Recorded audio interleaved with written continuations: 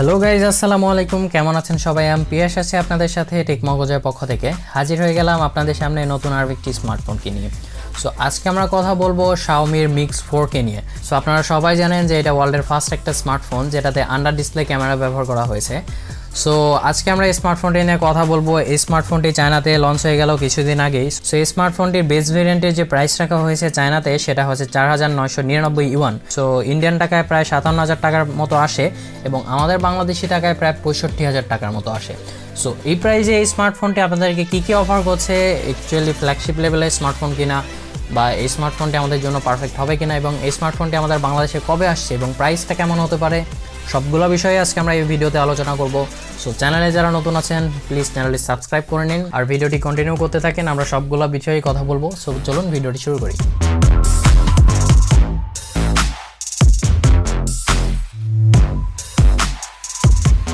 So প্রথমে আসি স্মার্টফোনটির আনবক্সিংয়ে। একটা বড় টাইপের ব্ল্যাক কালারের বক্স পাচ্ছি আমরা এই স্মার্টফোনটির।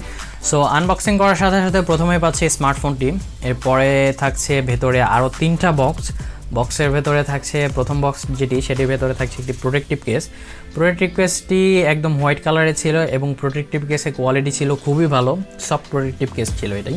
এরপরে পাচ্ছি আমরা আরও একটি বক্স, এই বক্সের ভেতরে থাকছে একটি সিম এজেক্টর পিন, একটি type C to 3.5 millimetre adapter এবং একটি টাইপ সি কেবল। সো এই স্মার্টফোনটিতে আপনারা বুঝতে পাচ্ছেন কোনো রকম 3.5 মিলিমিটার হেডফোন জ্যাক নাই। এরপরে পাচ্ছে আরও একটি বক্স, এই বক্সের ভেতরে চার্জার দেওয়া হয়েছে, এটি একটি 120 ওয়াটের চার্জার। সো এই ছিল আনবক্সিং, আর বক্সের ভেতরে তো কিছুই নাই। স্মার্টফোনটির লুকস এবং ডিজাইনের কথা বলতে গেলে অ্যাকচুয়ালি স্মার্টফোনটিতে পেছনে ব্যবহার করা হয়েছে গ্লসি ফিনিশ ডিজাইন এবং ডিজাইনটা আমার কাছে খুবই ভালো লাগছে। আর ফোনটির ওপরে একটি 4 কোণা যে ক্যামেরা মডিউল দেওয়া হয়েছে, ক্যামেরা মডিউলটাই ইউনিক ছিল। আর এই স্মার্টফোনটির ব্যাক পার্টটি দেওয়া হয়েছে সিরামিক ব্যাক পার্টের, আর এই স্মার্টফোনটির যে বডি দেওয়া হয়েছে এটি হচ্ছে অ্যালুমিনিয়াম ফ্রেমের।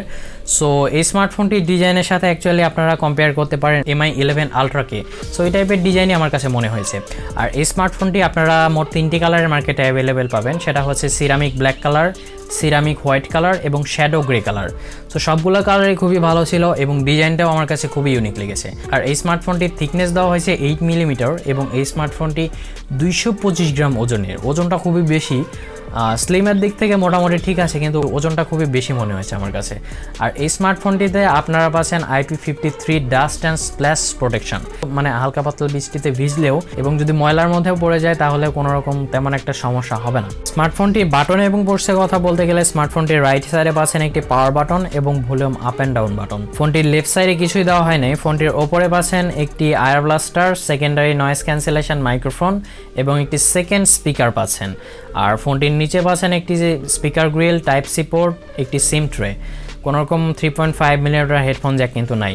আর এই স্মার্টফোনটি যে সিম ট্রেটি, এই সিম ট্রেটি হচ্ছে ডুয়েল ন্যানো সিম ট্রে, মানে আপনারা 2টি সিম ব্যবহার করতে পারবেন, কোনো রকম মেমোরি কার্ড কিন্তু ব্যবহার করতে পারবেন না। এবার আসি স্মার্টফোনটির ডিসপ্লে সেকশনে। এই স্মার্টফোনটিতে ডিসপ্লে সেকশনে আপনারা পাচ্ছেন 6.67 ইঞ্চির একটি অ্যামোলেড প্যানেল ডিসপ্লে। সো এই ডিসপ্লেটিতে আপনারা পাচ্ছেন 1 বিলিয়ন কালার এবং এই ডিসপ্লেটির রিফ্রেশ রেট দেওয়া হয়েছে 120 হার্জের রিফ্রেশ রেট। সো আর এই ডিসপ্লেটিতে টাচ স্যাম্পলিং রেট পাচ্ছেন আপনারা 480 হার্জের। আর এই ডিসপ্লেটিতে আরও পাচ্ছেন আপনারা HDR10+, ডলবি ভিশন এবং 800 নিটসের পিক ব্রাইটনেস পাচ্ছেন আপনারা। আর এই ডিসপ্লেটির কোয়ালিটি ছিল খুবই ভালো। আর এই ডিসপ্লেটির রেজুলেশন দেওয়া হয়েছে 1080x2400 পিক্সেল। সো ডিসপ্লেটির চিন এবং ব্যাজেলের কথা বলতে গেলে মানে নিচের চিনটা খুবই কম ছিল কিন্তু সাইডের ব্যাজেলটা আমার কাছে একটু বেশি মনে হয়েছে। অন্যান্য স্মার্টফোনগুলোর সাথে যদি আমরা কম্পেয়ার করি তাহলে সেই তুলনায় একটু বেশি মনে হয়েছে আমার কাছে। সো এই স্মার্টফোনটি মাল্টিমিডিয়া এক্সপিরিয়েন্স ছিল খুবই ভালো। আমরা যতগুলো ভিডিও দেখেছি সবগুলো থেকে খুবই সুন্দর কালার পেয়েছি এবং শার্পনেসের পরিমাণও পেয়েছি খুবই ভালো। সো এক কথায় বলা যায় যে খুবই ভালো পারফরমেন্স করেছে এই ডিসপ্লেটি। এই স্মার্টফোনটিতে আপনারা পাচ্ছেন ওয়াইল্ড L1 এবং ক্যামেরা টু API, যেটিতে আপনারা HD স্ট্রিমিং করতে পারবেন এবং গুগল ক্যামেরা পোর্টটিও ব্যবহার করতে পারবেন।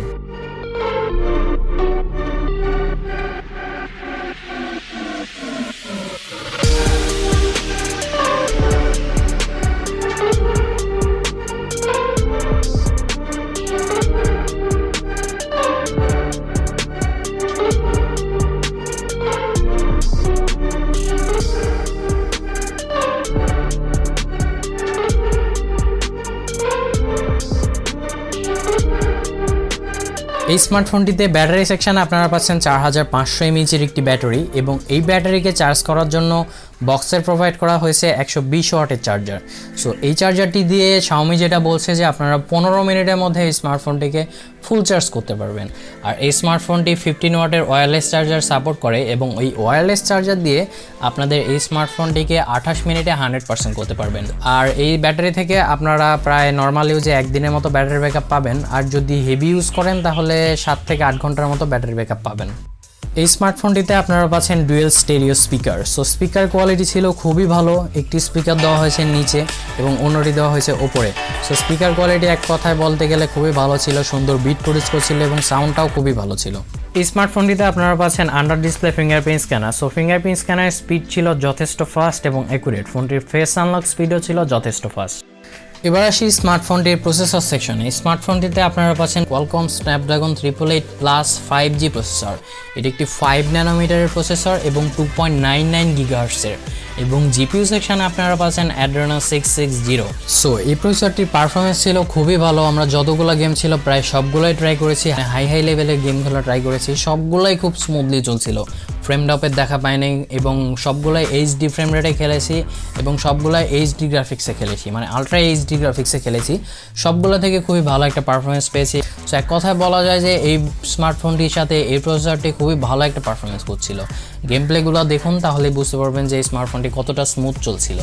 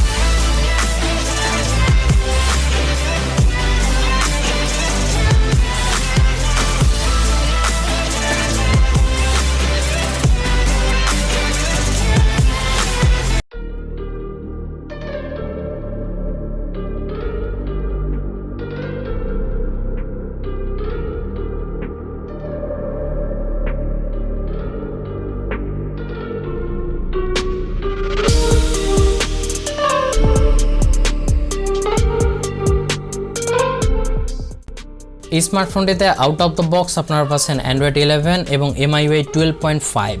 সো MIUI 12-এ কিছুটা সমস্যা ছিল এবং MIUI 12.5-এও কিছুটা সমস্যা আছে। সো Xiaomi যেটা বলছে যে MIUI 13-এ এটা সবগুলো ফিক্স করে দিবে।